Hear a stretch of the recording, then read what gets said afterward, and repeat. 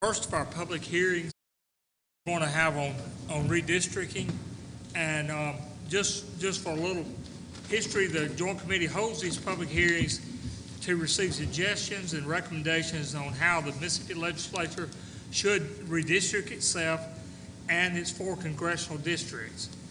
During the course of this hearing, we'll discuss, we'll offer members of the public the opportunity to ask questions for the committee, to make statements to the committee about the upcoming redistricting efforts. By custom, we try to give members of the public a free opportunity to say what they wish. In cases where it appears that there are going to be many people who want to speak, we will have to limit the time. As to what limits we impose will be up to myself as chairman, depending on how many people want to speak. And so that's kind of where we'll start out. At this time, as chairman, I would like to call the public hearing for the Joint Reapportionment Committee and Joint Congressional Redistricting Committee to order, and asked Mr. Ted Booth if he'll call roll. From the House, Mr. Beckett. Here. Blackman. Brown. Eubanks. Ford. Here. Mangle. Here. Reed. Shanks. Here. Taylor. White. From the Senate, Kirby. Here. Ryan. Here. Carr. Harkins. Here. Hobson. Parker. Simmons. Tate. Here. Kirkford. Wiggins. All right. Thank you. And I just want to, for clarification purposes, we do not have to have a quorum. This is not a meeting where we would have to do that. We're simply calling the roll to document who was present. And I would like to, the chair would like to recognize we didn't have any members that came in late, I don't think, that weren't on the roll, so we'll dispense with that. Additionally, I would like to recognize any of the legislators in the audience who are not on the committee. If you would like to stand up and introduce yourself, we'd be proud if you do that. Young, do you? I know you're not going to miss opportunities yourself.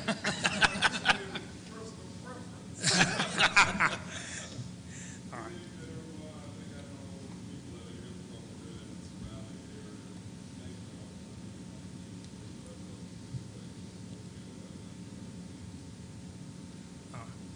And it's dark. I don't think there's anybody else here, is there? All right. All right. Thank you for that, Charles. And we're having this meeting here at Meridian Community College, and I want to thank our hosts for the efforts that they've gone to make this available to the public and allowing us to use their facility. And the president has assured me that he does not care anything about saying anything to y'all at this time, but if he changes his mind, we will give him an opportunity to do that. And so at this time, I'll just ask any members of the committee if they will be given an opportunity to say something here in a few minutes. But I want to remind you, and the staff has asked me to remind you that we need each person to sign in. I think they had a place where you sign in as you came in, but if you have not signed in, we would love to have a record of everyone that attended the hearing. So if you'd be sure and do that. A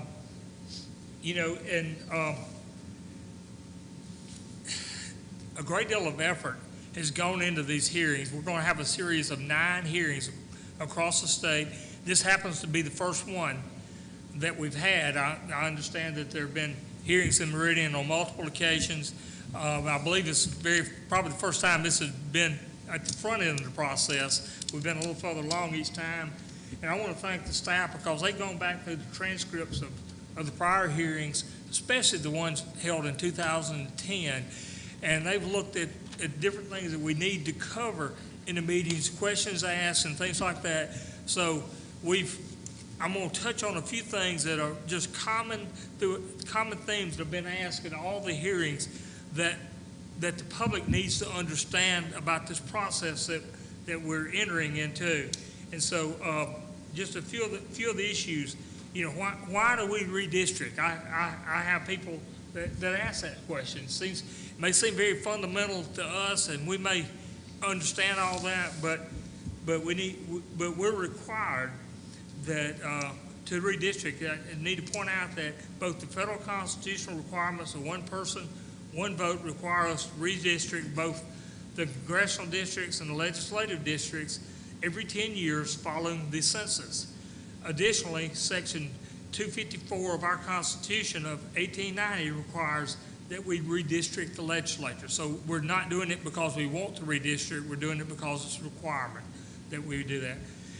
Some people have asked, when we will commence redistricting. And so that's one thing I want to make clear, that officially we are commencing redistricting tonight. At this point in time, because of qualifying deadlines next year, our efforts at congressional redistricting will come first, and will occur during this fall. We will be working on the legislature during the months of 2022 during the session. Why would we need to redistrict? Because of population shifts, we're going to face challenges redistricting. When you look at these maps, you'll understand that our population has shifted a lot. Most counties have gone down in population, but some have gone up a great deal. And because of these one-person, these voting requirements that we equalize the districts, we're required to do this. That's going to make it very difficult. If you look at the maps scattered around that we brought to the hearing, you'll see how the population has changed. The maps will show the 2020 census population estimates for counties, showing where the Census Bureau projects gains and losses. They're going to be, for this meeting, we're showing all of them, but for this meeting, y'all need to know that this portion of the state lost population. All the counties in this portion of the state lost population. When we go to, and the same is going to be true when we go to Natchez, but when we go to places like Gulfport and South Haven, we're going to have the opposite problem. We're going to be dealing with gains in population, and both present challenges. The exhibits will also tell you the ideal size for a house district is 24,273 people, and that can be a 5% deviation up or down. The Senate ideal size is 56,948 and allows for the same type of deviation. So there is a little room in the House and Senate districts for deviation. What you need to understand for the congressional districts, that is not the case, and they need to be as close to identical as possible. Why are we presenting the census estimates at this hearing instead of the actual data? It's because of the delays in producing the census data. The actual numbers we use in redistricting are not yet available. So we don't have the actual numbers. So the first set of data will be available in mid-August, with the final official delivery occurring close to September, close to the end of September. Census estimates give us a good indication of where our challenges are and have been used in past hearings to assist the public in understanding the issues faced in redistricting. So, you can't draw districts because we don't have the precinct numbers, but you know what parts of the state you are losing population, and so your representation, your representatives and senators are going to have a larger area that they're representing for the most part, and where the compactness will be, and and how many members of the public participate in this process? Is that there's several ways. By discussing their concerns at this meeting is one way you can participate. We're here to hear your concerns. This evening we will listen to any matter that you wish to bring to our attention about how and where we will draw congressional and legislative districts. We need to let members of the public know that they must sign a card with their name on it must sign a card with their name on it before the committee can call on them. And we need to know that for a couple of reasons. One, so we'll know who we're talking to, but also so for any follow-ups. So we'll need that name. But the staff will be passing out the cards for anyone that wants one. Also, you can submit suggestions to the committee in writing or by email, and you can by taking advantage of the opportunity to see the committee's public access and computer terminals. Our meeting tonight is going to be on a computer, and so there is public access to this, and there are people who will be watching through that avenue, and you can the other meetings that might be too far away. In the hearing, what kinds of concerns does the committee need to hear from the public? And that's simply anything that is on your mind is a simple answer. In the past, we've heard things about voting rights concerns. We've heard about split precincts. We've heard about splitting municipalities and districts that are odd shaped. In short, we've heard most of the things that members have talked about. We talk about the same things that a lot of the same issues that y'all will talk about tonight. But just so you know, the rules of the House will govern joint committees. We will handle such matters as the House would handle them. And another issue is how can members of the public contact the committee to provide information or to book time on the public access computers. Members of the public shall be advised to send by U.S. mail to Ted Booth, that's Ted right there, Staff Council, Joint Reapportionment Committee, P.O. Box 1204, Jackson, Mississippi, and I will be glad to provide this address afterwards. We got an email address at Ted Booth at peer.ms.gov, and we need you to please provide information for staff follow-up, such as email address and a telephone number. And if some of this seems like we don't necessarily need to go over it in here, like the address and things, but just remember there are people who are going to be watching that aren't here right now, might not have the capability of getting the address from us afterwards. But public access for congressional redistricting will commence following the delivery of the final PL 94-171 data, which should arrive at the close of September. That's what you need to know is don't worry about the number of the information, but we're going to receive the data, the necessary data at the end of September. And so that's when our congressional time will start, and the public access time will last for 3 weeks from the end of September. For legislative, it will occur after January 1, 2022, and last for 3 weeks. So at this time, I would like to call on any other member that might want to have anything they want to add. All right. Quickly, if I may.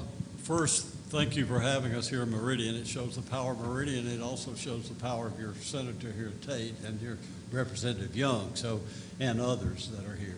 So let me say that we have some senators and some House members that aren't here. Every one of them have, since we've been here, have sent me a message saying they're watching online and wish they could be here. We're here tonight, as Representative Beckett said, we're here to hear you and to see what you want. So I hope that you have some good questions, and we look forward to working with each and every one of you. Chairman. Yeah, go ahead. Yes. Well, we aren't in my district right here where we're sitting, but it's vacated right now, so I will claim it for now. So I just want to say thank you to everybody that came out. Welcome to Meridian, everybody, and I look forward to hearing comments from you. Thank you.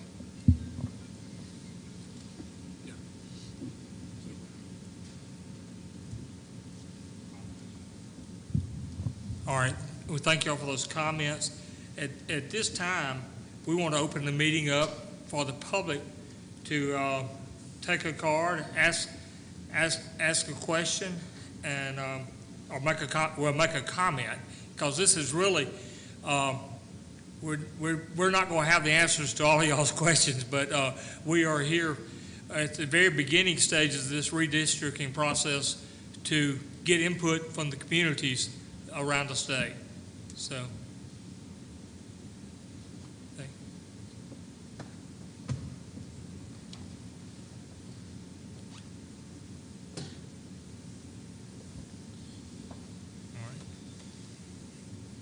Give Ted just a minute to.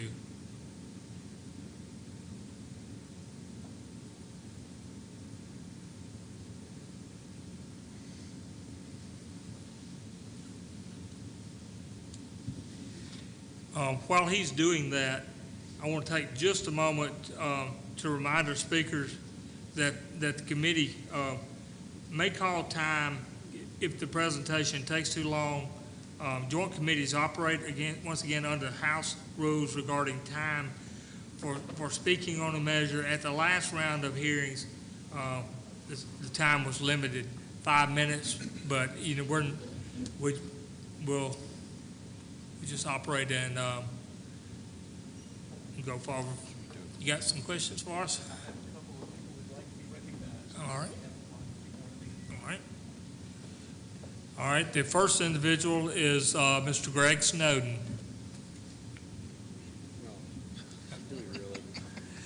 And this one we may have to call time on. Well, that's, you know, I'm used to that, and I do apologize. I didn't expect to be first. I do welcome you to Meridian. You're good friends of mine, most of you, and I do appreciate you being here and your interest in East Mississippi. I think what you said already is of great importance to the folks here. I don't think really is understood in that we have lost quite a bit of population in this area, and not just Lauderdale County, but really the 12 counties around. That's not unique. We had a loss of population in this area 10 years ago. As y'all know, I was involved in redistricting 10 years ago. And actually, we did not lose a seat over here, primarily because of the creation of a new minority district. Michael Ted Evans represents that seat now in Kemper County, and I don't know if we can avoid that again this year. We hope to do that, and we want you to take a hard look at that. We do think this area of the state deserves representation, but other areas of the state have grown, and they're going to want, you know, additional representatives and senators as well. So we would ask you to be careful there for our area, because that's very important. I will say this, that 10 years ago I was involved in the process. We produced a product I think was certainly it was acceptable to the Justice Department. Now, you do not have the preclearance requirement anymore, as you know, because of the U.S. Supreme Court's decision in the Shelby case out of Alabama. But the civil rights law still applies. You can't retrogress. Y'all all know this. You can't retrogress. We've got to protect the minority-majority districts, the African-American representative districts. That's the law. You got to do that. State law, which does bind you as well, also speaks to things like compact districts and contiguous districts and communities of interest. And y'all are going to be wrestling to that and taking that into account. I want to ask you to do two specific things. for this area of the state. I'm sure there are others, but the two things that come to mind. And I will say, when I was first elected to the legislature in 2000, we had a local delegation of myself, a young Republican representative.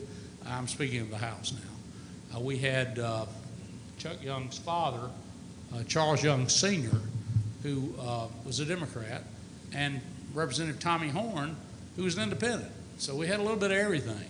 And believe it or not, we worked together pretty well. I mean, Charles Young was a mentor of mine. And it's helpful to have that kind of representation where you can dip into both wells, so to speak. And I'm particularly concerned about the city of Meridian. We need to maintain a presence, frankly, of both parties in the city of Meridian. And that's something I would ask you to look at a priority here, because when these are drawn, currently District 83, and by the way, I have no intention of ever running for anything again. So this is not personal. This is as a citizen of Lauderdale County, Meridian. But I was privileged to represent District 83 for 20 years. And it was remarkable how we were able to work together. If we needed some Democrat help, we'd go to Charles Young. If we needed Republican help, sometimes they'd come to me. And if we needed independent help, well, if you needed most anything, you'd go to Tommy Horn. And that continued under Chuck Young, who's doing an excellent job. And I'm sure he works the same way with our current delegation. And that's important to a community, to have that, in my opinion, to have that kind of representation. So I would ask you particularly, not asking you to maintain anything, because I understand how that works, but particularly be conscious of that. I do think in the House, we certainly need those two districts. Certainly the truth is we need that as well with Sampson Jackson, who currently represents that district, District 32. It's got to be maintained, and it's got to have an influence. So y'all will be doing that. Second thing, through the years, I've been very close to Clark County. I've represented their Board of Supervisors for years, the town of Stonewall for years. Until 10 years ago, Clark County was divided in 5 different ways. I mean, they were split up terribly by folks that lived elsewhere. And one of the things I was proudest of in the 2000, I guess it was not 2010, actually the 2012 redistricting, was that we were able to put Clark County pretty much together, again, as far as House representation. And Representative Troy Smith now represents that area. He was represented by Representative Shirley prior to that, and Representative Tad Campbell prior to that. But it's contiguous, and it represents most of Clark County. I would just urge you to, and I know Senator Tate has a very strong interest in this because he represents Clark County, most of it, I guess all of it. But in any event, I would ask you please to be sensitive to that as well. And those are really the 2 main things I wanted to emphasize. Folks don't understand, because folks just don't, that we're looking at possibly, hopefully not, but possibly losing a seat in the House and maybe even in the Senate in this part of the state. That's not something we want. I mean, nobody wants that. But there are certain things we need to look out for. And speaking specifically for Lauderdale County and for Clark County, I would just urge you to keep those things on your mind. I do appreciate your time. It's good to see your faces again, and we'll see you soon, I'm sure, over at the Capitol. Thank you. Thank you for your comments. Mr. Ted Reynolds.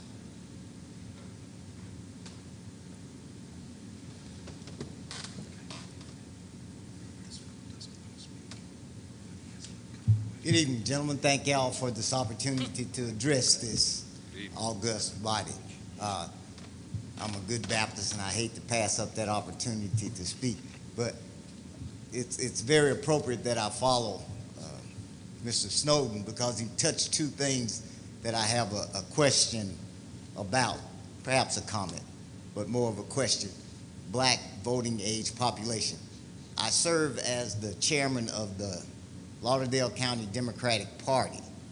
Of course, we don't represent just black citizens by far. We're not just black folks, but black voting age population. Could you explain how that figures into this whole redistricting thing?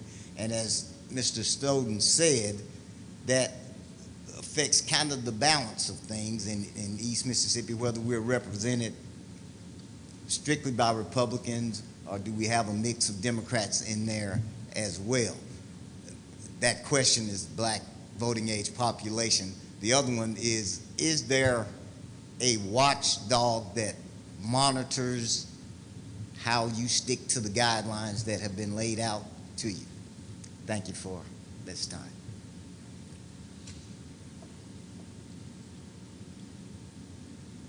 Do you,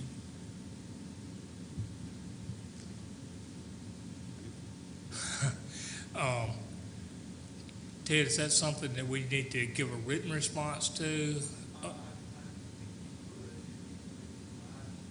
Or do you want to answer his questions in general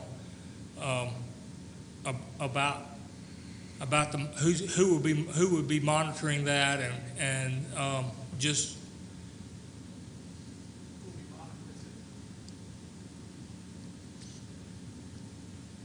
Well, who will be, take this out. As for monitoring, the monitoring will be coming from the various members of the committee who serve on the committee that will be responsible for bringing out redistricting plans for Congress and for the House and for the Senate. It'll be the members of the various committees of the legislature and the floor members who will be voting on these matters on the floor to determine whether or not we have followed the criteria that we're supposed to follow.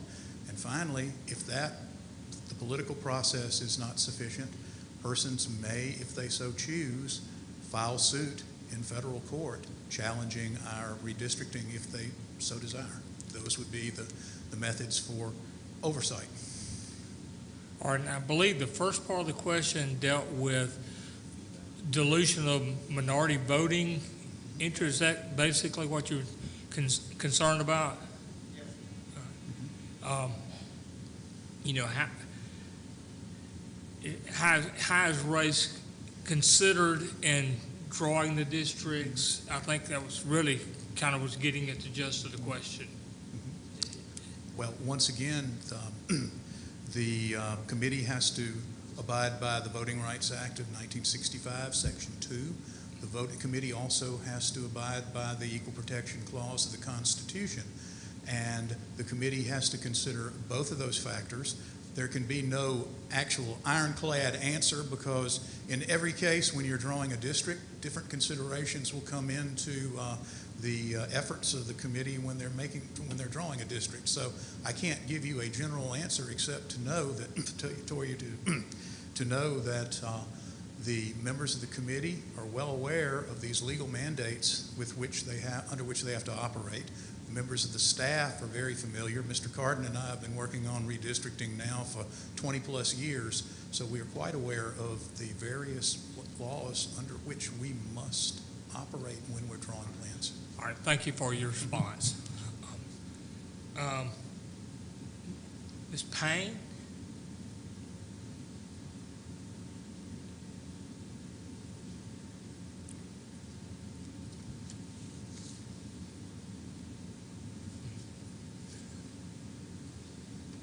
Good evening. Thank you. I'm Melba Payne. I am currently serving as the secretary of our Meridian Lauderdale County NAACP, and I also served as chairman of our Lauderdale County Democratic Party for 7 years. My question has to do with the panel. The panel does not seem to represent by race the people that are in this audience or in this district. So who are the people that are here? How were you selected? And what will be your role in the redistricting? Well, I can answer some of that. If you were the elections chairman or vice chairman, you were on the committee in the House or the Senate, and we're diverse over the geography of the state. There are people from various congressional districts across the state. and as you know, there are several members not here. And there are 10 House members, there are 10 Senate members, and it just happens that our minority members aren't here, along with some of the other members. But the committee itself is more diverse than is what is here tonight. And the committee, they can provide you with information with a list of who's on the committee, if you need that. But it's not required that we have these hearings. They're not required to be here, the members aren't. And some choose to come to the ones closer to where they live. We actually have some people that had other obligations. I know one person that's at another meeting, and we had 2 or 3 that are actually ill. And so I'm not sure as to why each individual's reason for not being here, but the committee is more diverse than the group that's here. And what would be your role in the actual drawing up the lines? Yes, ma'am. The joint committee will work together, House and Senate work together to draw the congressional lines. And then we have 2 subcommittees, have the Senate members and the House members that will work on the districts in their chamber. So the House members will draw the House districts and the Senate members will draw the Senate districts. So you're saying then that the fact that everybody here is white is not representative of who's on the committee? No, that ma'am. there are minorities on the committee? Yes, there are 5 minority members on the committee. Mr. Chairman. Mr. Chairman, Yes, yes. I was just going to respond in a bit more detail about the Senate membership. As you know, the Republicans control, with fairly large majorities, both the House and the Senate. So I suppose, at least in theory, we could have an all-Republican committee. I mean, that's just what happens when you have charge of the legislative process. In the Senate, there are 10 members on this committee. 7 are Republicans and 3 are Democrats. We've got some vacancies and all. That's fairly close to the percentage breakdown in the state Senate right now. It's close enough to 70% Republican, 30% Democrats. So speaking as a Democrat, the Democrats from the Senate have nothing to complain about. We have the percentage that we would be entitled to just based, if you were to base things on the partisan breakdown. Of the 3 members who are Democrats, I'm one of them. I happen to be here. Senator Derrick Simmons is from Greenville. He just chose not to drive down here. He is the member. He is the chair of the Senate Democratic Caucus, and he's an African American member. Senator Angela Turner Ford, who is from West Point, is on this committee, and she is the chairman of the Legislative Black Caucus, or at least she was. So that's the membership of the Senate. So what you're saying is, this is my last question, it's really not a matter of the representation of the population, it's just who controls the Senate and who controls the House. Well, no, ma'am, what I was trying to say is, looking at the partisan breakdown of the Senate, notwithstanding the fact that the Republicans can, if they want to, control the entire process, in fact, the Democrats have basically the pro rata number of Democrats based on the number of Democrats in the Senate. Thank you. Senator Tate. Thank you. Ms. Clark, I just wanted to throw in also, number one, it was a pleasure for years working elections with you and with Mr. Reynolds for the Democratic primary, so I appreciate both of y'all's service. But also remember that even though it's not up here on this panel, that Representative Young is a part of this process too. He is on the committee. He just wanted to get a front row seat, I guess. So do know that Meridian is represented both by a Republican and a Democrat, and I appreciate your comments. Okay, next, Mr. Greer. I believe that's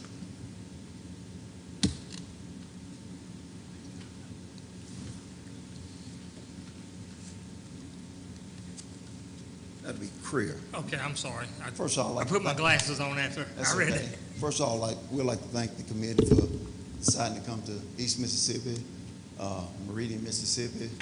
And right now, currently, I am a candidate for Senate 32 that is vacant by Honorable Senator Sampson Jackson. And I have to echo what former Representative Greg Snowden stated. It's very important that the East Mississippi delegation work together because we know that the numbers have dwindled.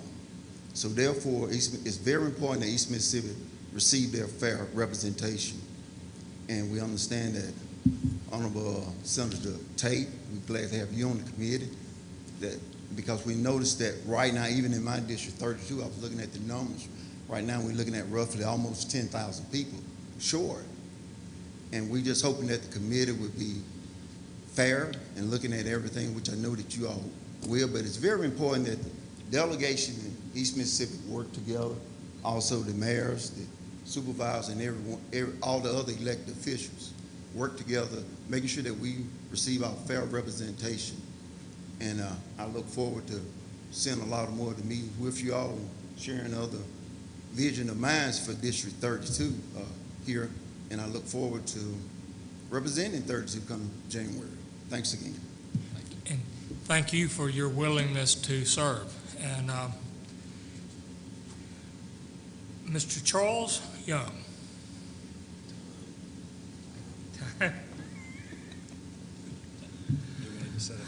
Mr. Chairman, members of the committee, welcome again to Meridian. It's a pleasure having you all here. My concerns are mostly have been expressed by those that have preceded me. My concerns are specifically for this 9-county area in which we're domiciled that has lost population, and I would also like to express that we would like for the committee to consider, that the majority of the state has lost population, and we realize that there are going to have to be some considerations made with regard to areas that have large increases in population with regard to the areas that have lost population. But as a whole, East Mississippi is a homogeneous pot, and we would like to remain as that homogeneous pot. So my simple ask is that the committee be cognizant of our area and that currently we have a good, respectable, cohesive map that is drawn and it's representative of our districts. So we would be very appreciative if the committee would consider that. Thank you very much. Thank you. Thank you. I appreciate that very much.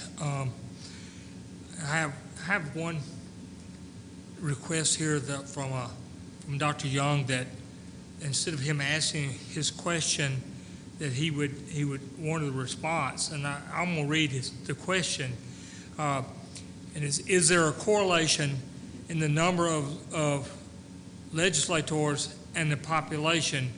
And I can tell you there's not.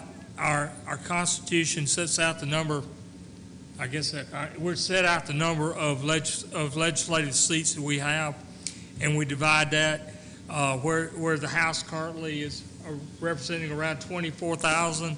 That could be 60,000 in a district, and it wouldn't change the number of people. You just either make them larger or smaller as far as population, but that number would not automatically change because of an increase or decrease in population. And the other thing is Mississippi has a higher number of legislators per capita than most states.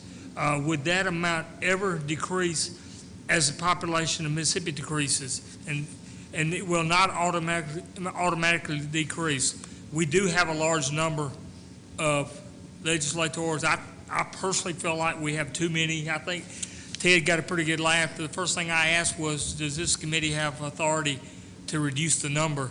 And the answer was no. I mean, that's not something we could do. That's something that the people would have to choose to do. There are states that have a lot more people with a lot smaller districts than ours, and then there are much larger states that have less people than we have.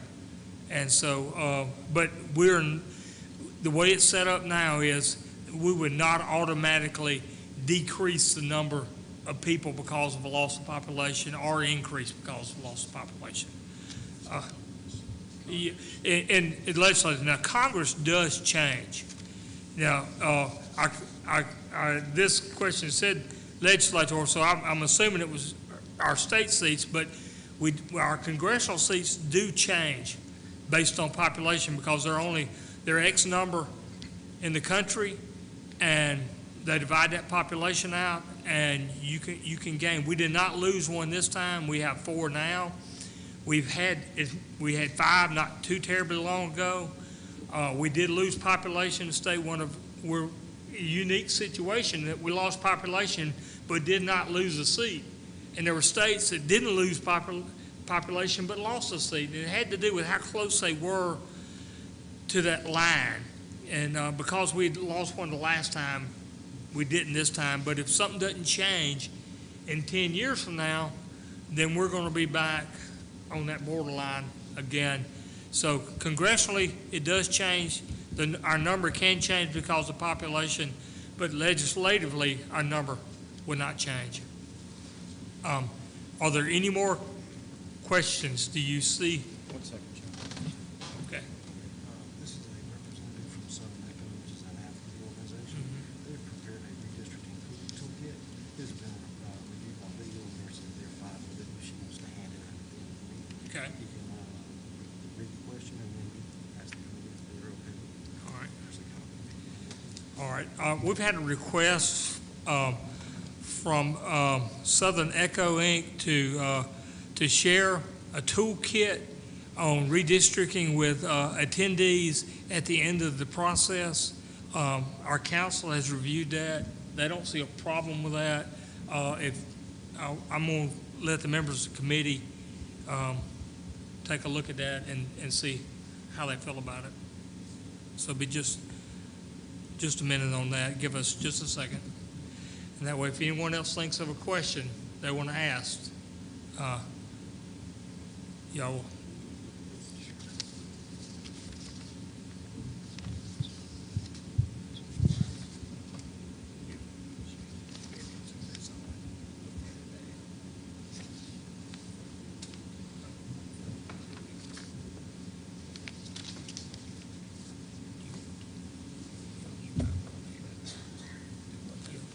As far as I'm concerned, anybody can hand out anything he wants to, Yeah. including campaign material for an open session. Okay, there's no problem. We don't have an issue with that being handed out when the meeting's over with. It's material anyone can hand out. Yes, go ahead. Why don't you come up here so people can hear you? Yeah. I just wanted to say, you do want to make it clear, and maybe you did, but that the total number of legislators does not change. Right. But with shifts in population, where those legislators do change.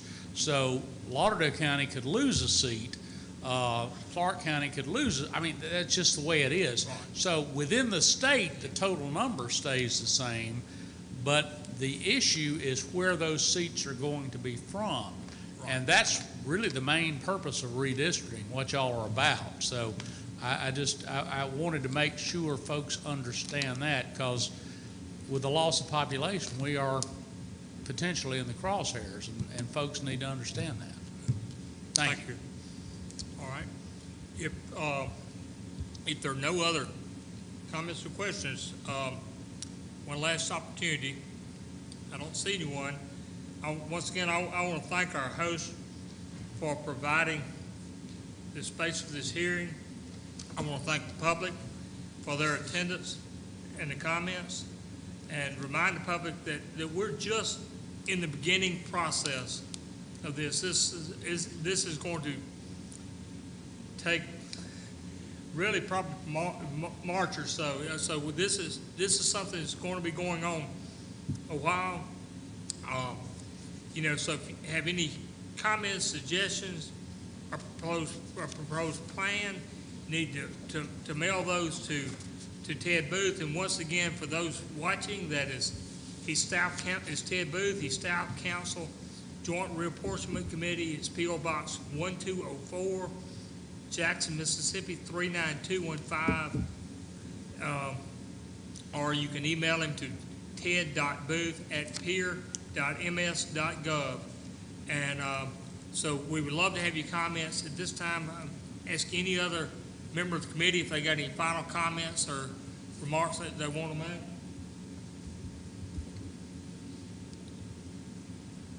All right, well, I thank y'all for your attendance, and I thank each person for being here, and this meeting is adjourned.